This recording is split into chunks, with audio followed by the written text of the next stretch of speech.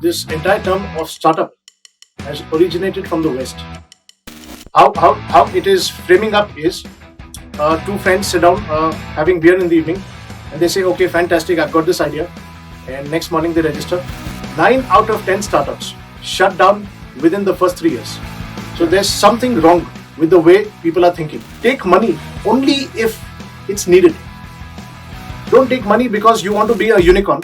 And after 3 years, you see that the unicorn is perished, it's flown away, you made losses. I think some of the startups, I don't want to take names, have been the biggest shareholder wealth destroyers of the country.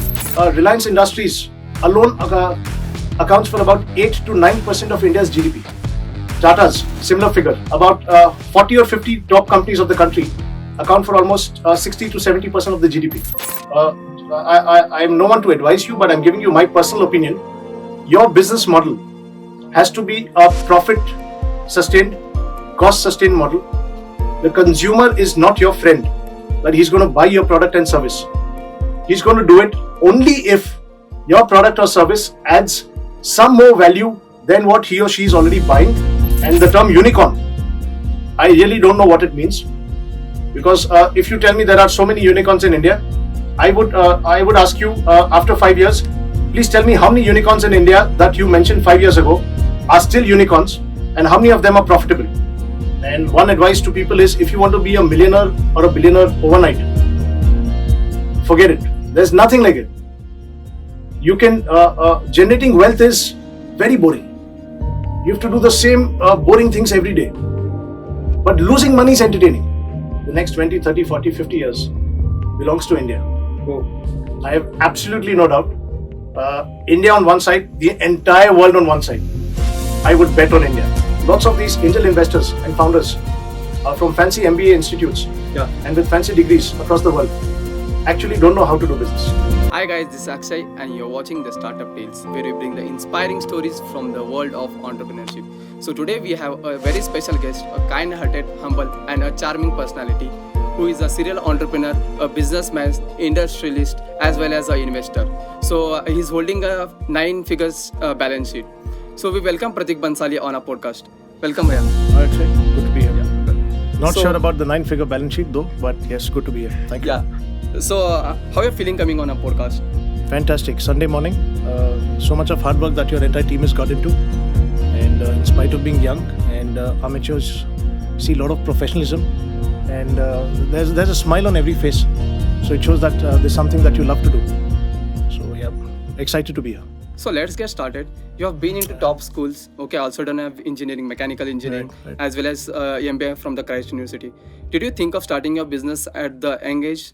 I became an entrepreneur and started a polymer and packaging unit called Bimal Corporation, where we make plastic strips and all kind of secondary packaging material like BOPP tapes, strapping.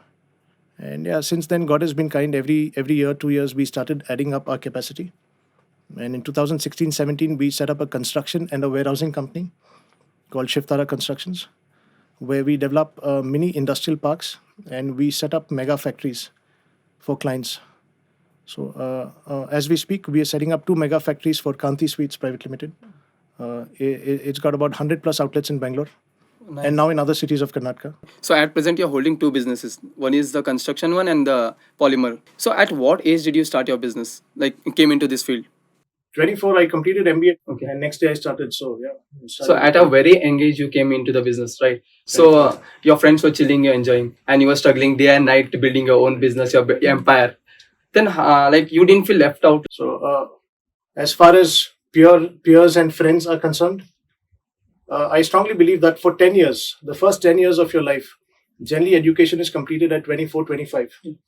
So, or 25, 26 for some. So for the first 10 years, if you can work like a mad person, if you can do everything that's possible without looking whether it's a day or a night, without looking if it's a Monday or a Sunday, and just follow your passion, work hard, even sweep the floor, sleep on the factory floor for nights together. Then after 10 years, you'll be in a place where your remaining life is going to be a dream to what everybody else would have. So yeah, I know many of my friends with a lot of respect. They're all working. Some are working for some companies, some professionals, IT sector. They're still switching jobs. They're doing well, but I wouldn't say they're completely settled. But now, after 10, 11, 12 years, okay, all these 12 years, the only thing I did was work. I've actually not done anything other than working. It's just been in the last year and a half, 2 years that I've started doing other things because of God's grace, and the work is settled. So now both the companies are on auto mode. It does not evolve. It does not involve that much of my energy as it used to in the earlier days. Yeah. And do the accounting in the morning.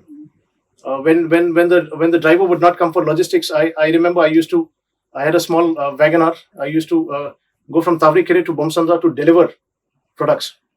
2 trips in a day, and after fuel, after nice road toll charges, and after the lunch, I would make 12,000 rupees a day. So yeah, those are the days. Okay. So you said you had wanted to do many things, but you have not done. What is the most important? Like, what thing you regret? Okay, you have not done in your teenage, and you might have done. I don't regret anything. Okay. Because things don't always happen as you want them to happen. In normal life, all of us, your parents, my parents, your friends, generally, things don't always happen the way you want it to happen. There's a time for everything, and there are some powers in the world which decide at what time what has to happen. So I would not regret anything. I always look at the brighter side of life. If always look at the positive side of life, and yeah, so I would not regret anything. Okay, that's good to hear from you. Yeah. And then the next question what I want to ask is, like, after watching this podcast, after this podcast getting rolled out, Right. many girls wanted to know that whether you are single or how. So what is the take on this? I'm happily married. I have a beautiful wife. I've got two beautiful daughters. My younger daughter is in LKG at Bishop Cottons. The elder one is in class 5. And I actually never thought about all these things because I was just busy working. Yeah. And my wife, she's my strength. She keeps me grounded and kind of balances me perfectly because I like to fly and she likes to keep me grounded. Oh, So it's a perfect combination. But I have coffee with lots of people, boys and girls. So anybody wanting to have a coffee can just ping. I'm just a ping away for a cup of coffee. yeah. So there is a saying that behind every man there is a woman. Yeah. Okay. So in your life, who was that woman? To start with, my mother. Okay. When I wanted to start a factory, she helped me by selling a flat that she owned. Moving Oh. forward. Yeah. Yeah, nice to hear that. So I want to know, like, you're an entrepreneur as well as investor. How you're maintaining all this thing? How is the routine? What's your day-to-day routine? It's pretty simple. See, I get up little late. I get up at 8:30. That's because I sleep late. I don't get to sleep before 1 or 2. Even if I want to, I cannot sleep. Oh. So I get up at about 8:30. My office is just opposite my house. It's on the same street. You've been to my office once. Yeah, I've been. Yeah. So it takes me 2 minutes to go to office. So about 9:30, we start working. Generally, the first half till 2 o'clock, I'm at office, completing my morning dispatches, bills, accounting, and meeting people. Whoever wants to meet or we wish to have meetings with clients, suppliers, we have it in the first half. And post 2, after lunch, I go to the plant for say about half an hour, 30, 35 minutes. And 4 to 6, I'm at the construction sites where we build the mega factories.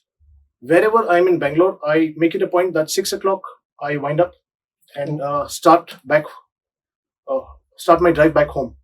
So you have almost achieved everything. I guess you have built your complete No, empire. nothing. Okay. So what are you looking next? Like you said, you have mentioned that the two businesses are on the autopilot. Yes. Okay. So what's your next move? I'm 35 years old. I wish to be an actor. Oh, nice to hear. I wish to get into movies, and I'm speaking to a few directors, and I'm trying and understanding how the field works.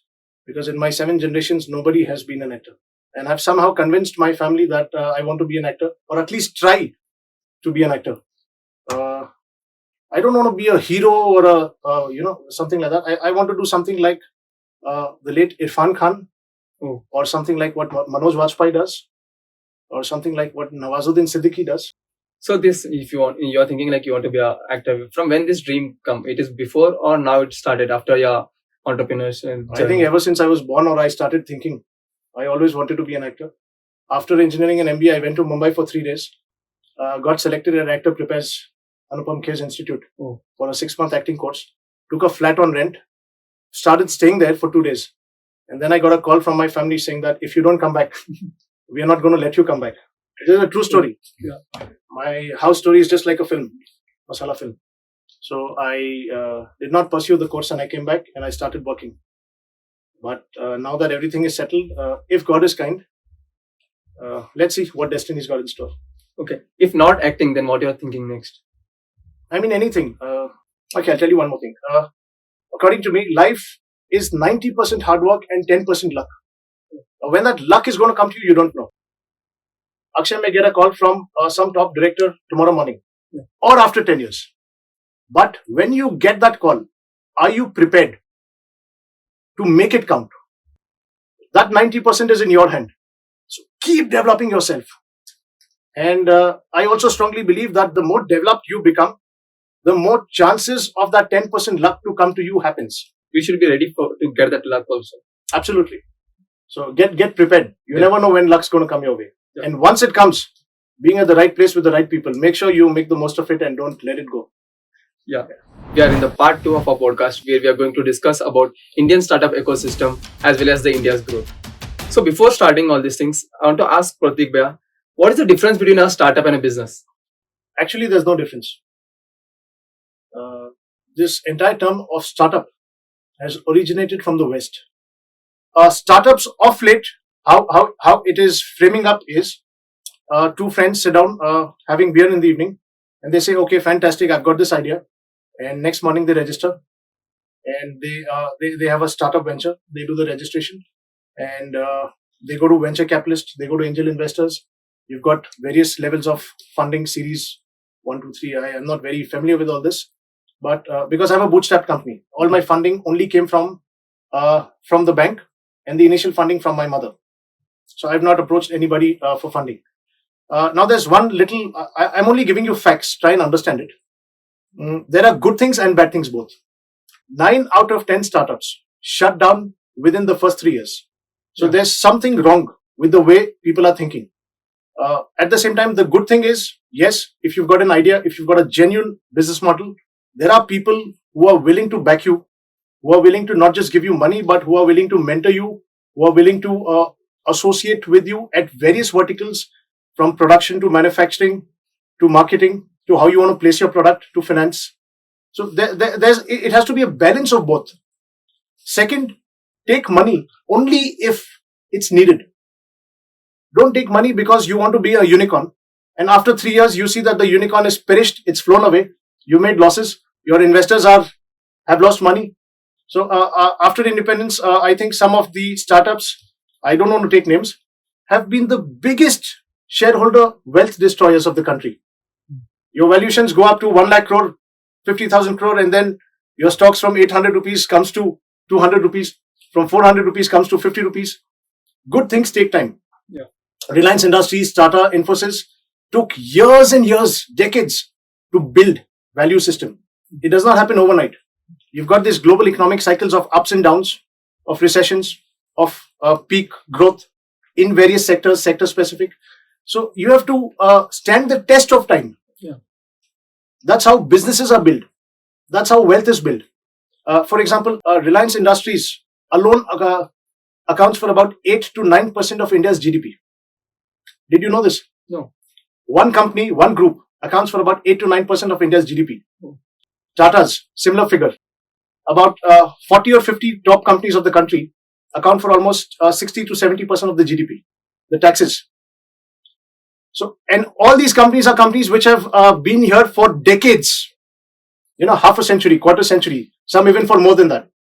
So, be a little careful and have the right team, have the right business model. In short, if I have to, any startup founder, any investor, any budding entrepreneur who wants to be a startup, I'm no one to advise you, but I'm giving you my personal opinion. Your business model has to be a profit sustained, cost sustained model. The consumer is not your friend, that he's going to buy your product and service. He's going to do it only if your product or service adds some more value than what he or she is already buying at a better cost, or if your product or service is solving some problem for which there is no solution, or if you're giving them a delighted experience. If why would you buy a product? You would say this equipment. You would buy it because it gives you good sound quality. It looks good. That's its job, and it costs at a decent price. If the same thing is costing, say, about 5 lakh rupees for the same work that it does, the same quality, you would not buy it. Yeah. So business is all about demand and supply, and putting your product and service to fix that demand and supply at a price which is cost sustained year after year. This is my understanding of business. Okay. And the term unicorn, I really don't know what it means, because if you tell me there are so many unicorns in India, I would ask you after 5 years, please tell me how many unicorns in India that you mentioned 5 years ago are still unicorns, and how many of them are profitable. So now there is a buzzword called as startups and all these things, Yeah. and everyone wants to be a founder. Right. So what do you think? These people, they genuinely want to solve any problem, or just for the name and fame they are coming into this startup world? There are some serious people also. We can't. I cannot keep it common and say that everybody is in the same boat. Yeah. There are some beautiful souls, some beautiful minds who really are doing some lot of innovative work. So and it's important to the entire startup ecosystem to nurture them is important. So it's definitely got lots of positives. But having said that, grow slow and steady. And one advice to people is, if you want to be a millionaire or a billionaire overnight, forget it. There's nothing like it. You can, generating wealth is very boring. You have to do the same boring things every day. You have to go to office, you have to work, you have to meet clients. It's all very boring. But losing money is entertaining. Oh. You know, you buy some stocks which are not so good, or you invest in crypto or Bitcoin, and you keep looking at the prices.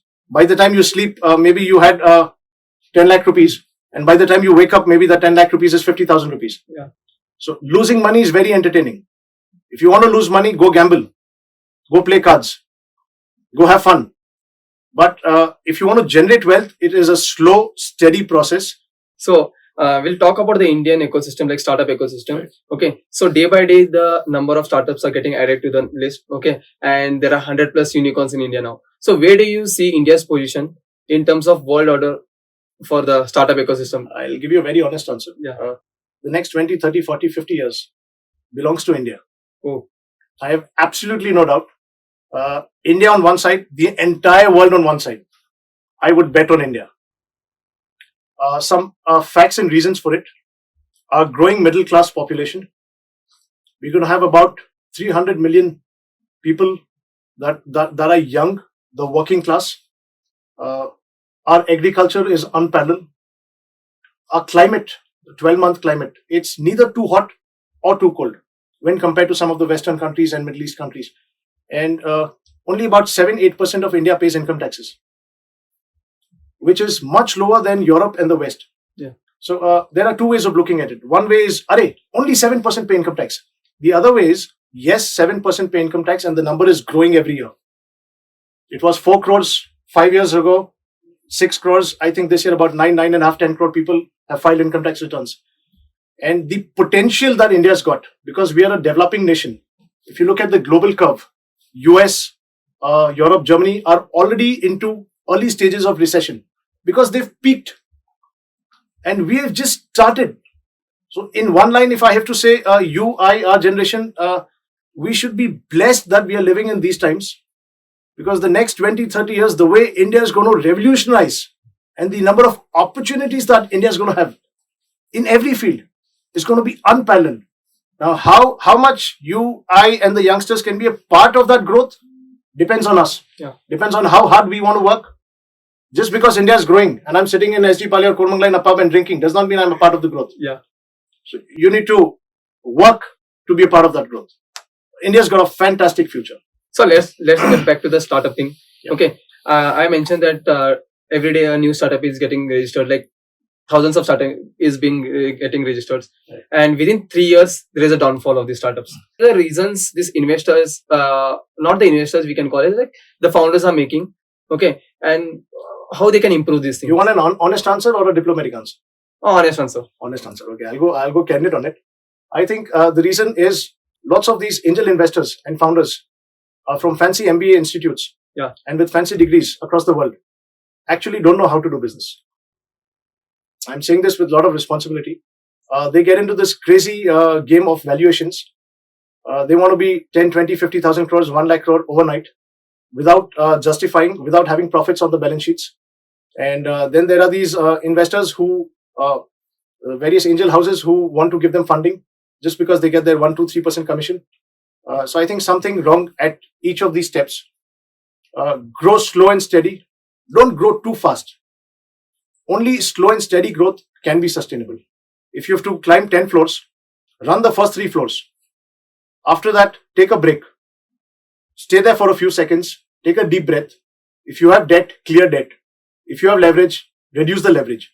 Then that growth of yours cannot be taken away. Yeah. Because that's fundamental growth. And then again, the next 3 floors start running. If you want to run 10 floors together, it's like a pack of cards. It has to fall someday. Yeah.